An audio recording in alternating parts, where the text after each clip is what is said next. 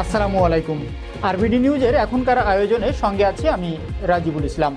জানিয়ে দিব দেশ বিদেশের নানা গুরুত্বপূর্ণ সংবাদের শিরোনাম। বাংলাদেশের পরমাণু বিদ্যুৎ কেন্দ্র পরিদর্শনে জাতিসংঘের বিশেষজ্ঞরা। হাসিনার শাসনামল ছিল স্বৈরতন্ত্র, সহিংসতা ও দুর্নীতিতে পরিপূর্ণ। একাধিক ব্যালিস্টিক ক্ষেপণাস্ত্র ছুড়েছে উত্তর কোরিয়া। গাজার জ্বালানি সংরক্ষণাগারে হামলার আহ্বান বেন গভিরের, হুমকি মোকাবেলায় ইরান অভ্যস্ত বলে জানালেন আরকচি। এবং সর্বশেষ থাকছে নরেন্দ্র মোদীর ভারতে রমজানে কেমন আছেন মুসলিমরা। নরেন্দ্র মোদী ভারতে ক্ষমতায় আসার পর থেকে মুসলমানরা প্রতিনিয়ত নির্যাতনের শিকার হচ্ছে। সেখানে গোমাংস নিষিদ্ধ করা হয়েছে, গোমাংস বহন করলে পিটিয়ে হত্যা করা হচ্ছে। আবার মুসলমানদের নামাজ পড়ায় বাধা দেওয়া হয় নিয়মিতই। সেখানে মসজিদগুলোতে মসজিদের আজান বন্ধ করে দেওয়া হয়, মাইক নষ্ট করা হয়, এমনকি খোলা জায়গায় জুম্মার দিনে নামাজ পড়তে গেলে সেখানে তারা গোবর ফেলে আসে যেন সেই জায়গাটি অপবিত্র হয় এবং সেখানে মুসলমানেরা নামাজ পড়তে না পারে। এমনভাবে প্রতিনিয়তই সেখানে মুসলমানেরা নির্যাতনের শিকার হচ্ছে। যদিও নরেন্দ্র মোদী এবং অমিত শাহের সরকার তারা বহির্বিশ্বে ভারতকে ধর্ম নিরপেক্ষ বলে দাবি করে, কিন্তু ভারতের অভ্যন্তরে প্রতিনিয়ত মুসলমানেরা উগ্র হিন্দুত্ববাদের টার্গেটে পরিণত হচ্ছে। আর এমনইভাবেই বর্তমান বিরাজ করছে নরেন্দ্র মোদীর ভারতে মুসলমানেরা বসবাস করছে খুবই নিদারুণভাবে। আর প্রতিনিয়ত এই কষ্ট, এই দুঃখ যন্ত্রণা এবং এই নির্মমতা বৃদ্ধি পাচ্ছে। এখনই উচিত মুসলিম বিশ্বের এক হয়ে ভারতের বিরুদ্ধে আরও কঠোর অবস্থান গ্রহণ করা, ভারতের মুসলিমদের পাশে দাঁড়ানো এবং ভারতের মুসলিমদের উচিত কাঁধে কাঁধ মিলিয়ে রাস্তায় নেমে নরেন্দ্র মোদী এবং অমিত শাহের পেটুয়া বাহিনীর মোকাবেলা করা। এ বিষয়ে আপনারা কি মনে করেন? অবশ্যই আপনারা আপনাদের মূল্যবান মতামত কমেন্টসে লিখে জানাবেন। তাছাড়া আপনারা কোন জায়গা থেকে ভিডিওটি দেখছেন বা ভিডিওটি শুনছেন সেটা কমেন্টসে লিখে যাবেন। এছাড়াও নরেন্দ্র মোদীর ভারতে রমজানে কেমন আছে মুসলমানেরা বলে যে বিস্তারিত তথ্য রয়েছে তা নিয়ে বিস্তারিত থাকছে ভিডিওর শেষ অংশে, সুতরাং ভিডিওটি শেষ পর্যন্ত দেখার জন্য বিনীতভাবে অনুরোধ রইল।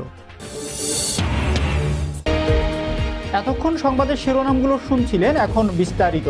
তবে তার আগে অনুরোধ থাকবে, ভিডিওটি যদি ভালো লাগে অবশ্যই ভিডিওটিতে লাইক করবেন এবং চ্যানেলটি সাবস্ক্রাইব করে আমাদের পাশে থাকবেন। বাংলাদেশের পরমাণু বিদ্যুৎ কেন্দ্র পরিদর্শনে জাতিসংঘের বিশেষজ্ঞরা। বাংলাদেশের পাবনা জেলার রূপপুরে অবস্থিত পরমাণু বিদ্যুৎ কেন্দ্র পরীক্ষামূলক পরিদর্শন করতে বাংলাদেশে এসেছেন ইন্টারন্যাশনাল অ্যাটমিক এনার্জি এজেন্সি অর্থাৎ IAEA এর একটি বিশেষজ্ঞ দল। জাতিসংঘের এই অঙ্গ সংস্থা বিশ্বজুড়ে শান্তিপূর্ণ উদ্দেশ্যে পরমাণু ব্যবহার পর্যবেক্ষণ করে। সাবেক প্রধানমন্ত্রী শেখ হাসিনার আমলে বাংলাদেশের পাবনা জেলার রূপপুরে একটি পরমাণু বিদ্যুৎ কেন্দ্র স্থাপনের প্রস্তাব দেয় রাশিয়া এবং তৎকালীন আওয়ামী লীগ সরকার সেই প্রস্তাব গ্রহণ করে। তারপর 2017 সাল থেকে এই প্রকল্পের নির্মাণ কাজ শুরু হয়, শেষ হয় 2023 সালের অক্টোবরে। চলতি 2025 সালের শেষ দিক থেকে এই কেন্দ্রটিতে উৎপাদন শুরুর কথা রয়েছে। উৎপাদন শুরু হলে 2400 মেগাওয়াট ক্ষমতা সম্পন্ন এই কেন্দ্রটি হবে বাংলাদেশের বৃহত্তম বিদ্যুৎ উৎপাদন কেন্দ্র। রূপপুর প্রকল্পের পরিচালক মোহাম্মদ জাহিদুল হাসান AFP-কে বলেন, রূপপুর পারমাণবিক বিদ্যুৎ কেন্দ্রে পরীক্ষামূলক উৎপাদনের জন্য প্রস্তুত কিনা তা পর্যালোচনা করতে গত 8ই মার্চ রাতে রূপপুরে এসে পৌঁছায় IAEA এর 12 সদস্যের এই বিশেষজ্ঞ দল। 9 মার্চ থেকে তারা বিদ্যুৎ কেন্দ্র পরিদর্শনের কাজও শুরু করেছেন। আগামী 13ই মার্চ পর্যন্ত তারা বাংলাদেশে থাকবেন। রূপপুর প্রকল্প গঠনগত, প্রযুক্তিগত এবং উৎপাদনগতভাবে IAEA এর নিরাপত্তা মানের শর্তগুলো পূরণ করছে কি না তা যাচাই করতে বাংলাদেশে এসেছেন বিশেষজ্ঞরা। এটি তাদের পরিদর্শনের প্রথম পর্ব। আগামী 2 কিংবা 3 মাস পর কেন্দ্রে পরমাণু জ্বালানি লোড করার পর তারা দ্বিতীয় দফা পর্যবেক্ষণে আসবেন। তারা AFP-কে বলেন জাহিদুল। তিনি আরও বলেন, পারমাণবিক বিদ্যুৎ কেন্দ্র পরিচালনার জন্য ধাপে ধাপে পরীক্ষা করতে হয়। প্রতিটি ধাপ সম্পন্ন করার পরই পরবর্তী ধাপে যেতে হয়। আমরা ইউনিট 1 এর কাঠামোগত ও যন্ত্রপাতি সংক্রান্ত কাজ প্রায় সম্পন্ন করেছি। বর্তমানে এটি চালু করার চূড়ান্ত প্রস্তুতিতে রয়েছে। বিভিন্ন পরীক্ষা নিরীক্ষার মধ্য দিয়ে যাচ্ছে এবং IAEA এটি পর্যবেক্ষণ করছে। চলতি মার্চের শেষ দিকে জাতীয় গ্রিডের সঙ্গে এই বিদ্যুৎ কেন্দ্রের সংযোগ স্থাপনের কাজ শেষ হবে বলে জানিয়েছে জাহিদুল। প্রসঙ্গত, রূপপুর বিদ্যুৎ কেন্দ্র দক্ষিণ এশিয়ার প্রথম পরমাণু শক্তি ভিত্তিক কেন্দ্র। এই কেন্দ্রটি নির্মাণে ব্যয় হয়েছে 1256 কোটি ডলার এবং এই অর্থের 90% প্রদান করেছে রাশিয়া। হাসিনার শাসনামল ছিল স্বৈরতন্ত্র, সহিংসতা ও দুর্নীতিতে পরিপূর্ণ। ছাত্র জনতার অভ্যুত্থানের মুখে স্বৈরাচার শেখ হাসিনার পতনের পর বাংলাদেশের ক্ষমতায় এসেছে ডক্টর মোহাম্মদ ইউনূসের নেতৃত্বাধীন অন্তর্বর্তীকালীন সরকার। সোমবার প্রধান উপদেষ্টা ডক্টর মোহাম্মদ ইউনূসের সাক্ষাৎকার ভিত্তিক একটি প্রতিবেদন প্রকাশ করেছে ব্রিটিশ সংবাদ মাধ্যম দ্য গার্ডিয়ান। প্রতিবেদনে বলা হয়েছে, সাবেক আওয়ামী লীগ সরকার এর পতনের পর থেকে এখনও পর্যন্ত বাংলাদেশের আইন শৃঙ্খলা বাহিনী পুরোপুরি সক্রিয় হতে পারেনি। পুলিশের নীতি নির্ধারক পর্যায়ের কয়েকজন কর্মকর্তা সরকার পতনের পর থেকে এখনও কাজে যোগ দেননি। পুলিশের যথাযথ সক্রিয়তার অভাবে বাংলাদেশের সর্বত্র সব ধরনের অপরাধ বাড়ছে। গোষ্ঠীবদ্ধ অপরাধ অর্থাৎ গ্যাং ক্রাইম বাড়ছে ব্যাপক হারে। এই মুহূর্তে বাংলাদেশের আইন শৃঙ্খলা পরিস্থিতির উন্নতি অন্তর্বর্তী সরকারের প্রধান ডক্টর মোহাম্মদ ইউনূসের জন্য সবচেয়ে বড় চ্যালেঞ্জ হিসাবে দেখা দিয়েছে। শিক্ষার্থী জনতার ব্যাপক অভ্যুত্থানের মুখে টিকতে না পেরে গত বছরের 5ই আগস্ট দেশ ছেড়ে পালিয়ে ভারতে আশ্রয় নেন শেখ হাসিনা। এখনও সেখানেই আছেন তিনি। তার বিদায়ের মধ্য দিয়ে পতন ঘটে বাংলাদেশে 15 বছর ধরে ক্ষমতায় থাকা আওয়ামী লীগ সরকারের। হাসিনার দেশত্যাগের 3 দিন পর অন্তর্বর্তী সরকারের প্রধান উপদেষ্টা হিসাবে শপথ নেন বিশ্বখ্যাত বাংলাদেশি অর্থনীতিবিদ ডক্টর মোহাম্মদ ইউনূস, যিনি দরিদ্রদের স্বাবলম্বী করতে ক্ষুদ্র ঋণ প্রকল্পের ধারণা আবিষ্কার ও প্রয়োগের জন্য 2006 সালে শান্তিতে নোবেল জয় করেছেন। 8ই আগস্ট যখন তিনি বাংলাদেশের অন্তর্বর্তী সরকারের প্রধান হিসেবে শপথ গ্রহণ করেন, তখনও অভ্যুত্থানের ধকলে বিবর্ণ বাংলাদেশ। সড়ক মহাসড়ক রক্তে ভেজা, হাসপাতালের মর্গে পড়েছিল 1000-এরও বেশি মানুষের লাশ, যারা শেখ হাসিনার নেতৃত্বাধীন সরকারের বিরুদ্ধে বিক্ষোভের জন্য আইন শৃঙ্খলা বাহিনীর গুলিতে জীবন দিয়েছেন। দীর্ঘদিন ধরে রাজনৈতিক উচ্চাকাঙ্ক্ষা ত্যাগ করেছিলেন ডক্টর মোহাম্মদ ইউনূস। তারপরেও বরাবরই তাকেই রাজনৈতিক হুমকি বলে মনে করতেন শেখ হাসিনা। এ কারণে বছরের পর বছর ধরে শেখ হাসিনার নেতৃত্বাধীন সরকারের হয়রানি, অপমান, নির্যাতনের শিকার হয়েছেন তিনি। গত 15 বছরের বেশিরভাগ সময়ই অবশ্য বাংলাদেশের বাইরেই কাটিয়েছেন ইউনূস। কিন্তু বাংলাদেশে গণতন্ত্র ফিরিয়ে আনতে বিক্ষোভকারী শিক্ষার্থীরা যখন তাকে দেশের অন্তর্বর্তী সরকার প্রধান হওয়ার আর্জি জানান, তিনি তাতে সম্মতি জানান। ব্রিটেনের সংবাদ মাধ্যম দ্য গার্ডিয়ানকে দেওয়া সাক্ষাৎকারে এ প্রসঙ্গে তিনি বলেন, বিগত 15 বছরে যে ক্ষয়ক্ষতি হয়েছে তা বিশাল এবং অভূতপূর্ব। বিগত সরকার দেশকে সম্পূর্ণ ধ্বংস করে ফেলেছে। বাংলাদেশ এখন আরও একটি গাজা। বিগত সরকার এই দেশের সমস্ত প্রতিষ্ঠান, নীতি, জনগণ ও আন্তর্জাতিক সম্পর্ককে ধ্বংস করে ফেলেছে। প্রসঙ্গত, শেখ হাসিনার গত 15 বছরের শাসনামল ছিল স্বৈরতন্ত্র, সহিংসতা ও দুর্নীতিতে পরিপূর্ণ। বিশেষ করে শিক্ষার্থী জনতার অভ্যুত্থান দমন করতে আইন শৃঙ্খলা বাহিনীর গুলিতে যে 1400 শতাধিক নিহতের ঘটনা ঘটেছে, সেজন্য জাতিসংঘ তাকে মানবতা বিরোধী অপরাধের দায়ে অভিযুক্ত করেছে। একাধিক ব্যালিস্টিক ক্ষেপণাস্ত্র ছুড়েছে উত্তর কোরিয়া। যুক্তরাষ্ট্র ও দক্ষিণ কোরিয়ার সামরিক বাহিনীর মহড়ার জেরে একাধিক ব্যালিস্টিক ক্ষেপণাস্ত্রের পরীক্ষা চালিয়েছে উত্তর কোরিয়া। সোমবার কোরীয় উপদ্বীপের পশ্চিম অঞ্চল থেকে এই ক্ষেপণাস্ত্র নিক্ষেপ করা হয়েছে বলে জানিয়েছে দক্ষিণ কোরিয়ার সেনাবাহিনী। যুক্তরাষ্ট্র ও দক্ষিণ কোরিয়ার সামরিক মহড়াকে বিপজ্জনক উস্কানিমূলক কাজ বলে অভিহিত করে উত্তর কোরিয়া বলছে, এটি দুর্ঘটনাক্রমে সংঘাতের ঝুঁকি উস্কে দিতে পারে। দক্ষিণ কোরিয়ার সামরিক বাহিনী বলছে, উত্তর কোরিয়ার পশ্চিম অঞ্চল থেকে ইয়েলো সাগরের দিকে ক্ষেপণাস্ত্রগুলো নিক্ষেপ করা হয়েছে। মার্কিন প্রেসিডেন্ট ডোনাল্ড ট্রাম্প গত জানুয়ারিতে দায়িত্ব নেওয়ার পর প্রথমবারের মতো উত্তর কোরিয়া ব্যালিস্টিক ক্ষেপণাস্ত্রের এই পরীক্ষা চালিয়েছে।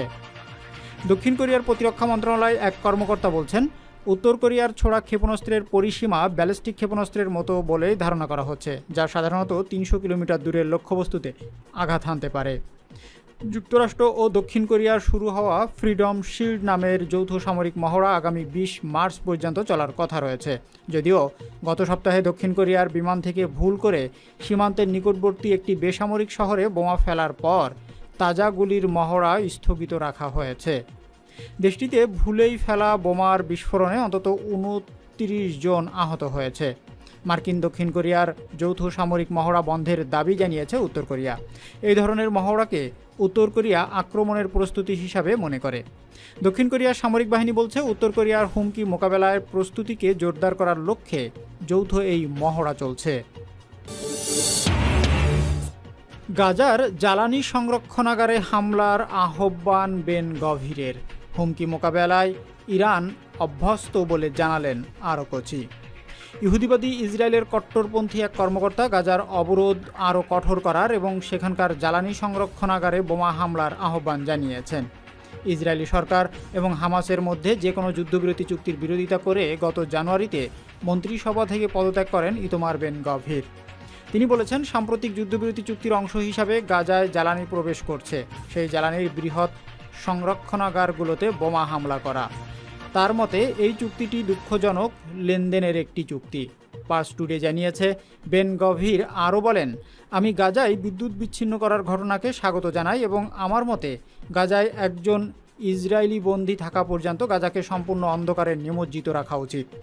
ইরানের পররাষ্ট্রমন্ত্রী সৈয়দ আব্বাস আরকচি তার এক্সে অর্থাৎ সাবেক টুইট পেজে লিখেছেন, ইরানের পরমাণু কর্মসূচি শান্তিপূর্ণ এবং এতে সম্ভাব্য সামরিকীকরণ বলে কোনো কিছু নেই।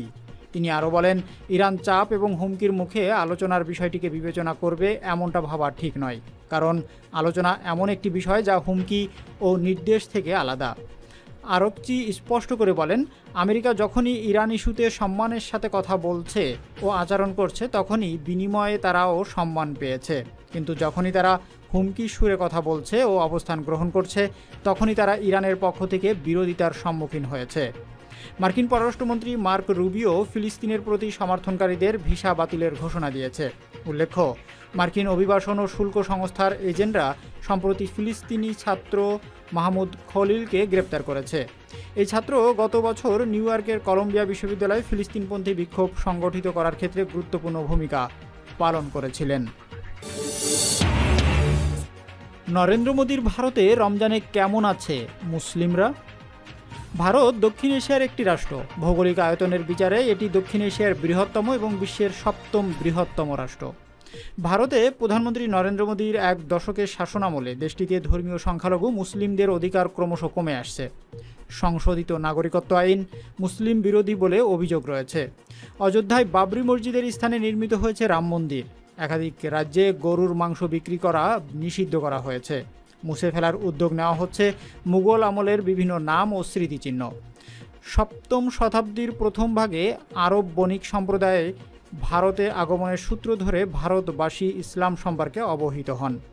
629 সালে নবী হজরত মুহাম্মদ সাল্লাল্লাহু আলাইহি সাল্লাম এর 571 থেকে 632 খ্রিস্টাব্দের জীবদ্দশাতেই ভারতে প্রথম মসজিদ স্থাপিত হয়। সমগ্র বিশ্বের ন্যায় পবিত্র রমজান শুরু হয়েছে ভারতেও। দেশটির কোটি কোটি মুসলমানের মধ্যে রমজান মাস কেবল পানাহার থেকে বিরত এবং ভোজ উৎসব নয়, বরং নামাজ পড়া আর আল্লাহর নৈকট্য লাভের মাধ্যম। বেশ কয়েক বছর ধরে ভারতে রোজা এক অন্য মাত্রা এনেছে। পত্রিকায় দেখা যায় অনেক হিন্দু রোজা রাখে, তারা ইফতারের আয়োজন করে এবং মুসলমানদের ইফতার অনুষ্ঠানে অংশ নেয়।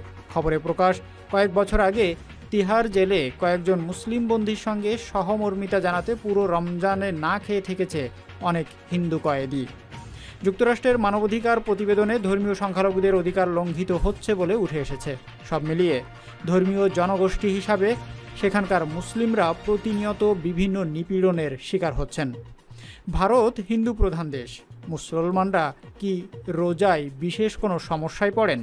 এ বিষয়ে মধ্যপ্রদেশের মুফতি শীষ মাহমুদ বলেন, মুসলিম দেশগুলোতে লোকজন এই মাসে কিছুটা ছাড় পান, কিন্তু ভারতে মুসলমানদের কর্মস্থলে নির্ধারিত কাজ শেষ করে নামাজে শরিক হতে কিছুটা হলেও সমস্যায় পড়তে হয়। তবে অনেকেই আবার ছাড় পান। সব মিলিয়ে পরিবেশ এখন অন্তত ভালো। দেখতে দেখতে ভিডিওটির একেবারে শেষ প্রান্তে চলে এসেছি। এতক্ষণ ধৈর্য ধরে আমাদের সঙ্গে থাকার জন্য ধন্যবাদ। ভিডিওটি সম্পর্কে আপনার মূল্যবান মতামত অবশ্যই কমেন্টসে আশা করছি। ধন্যবাদ।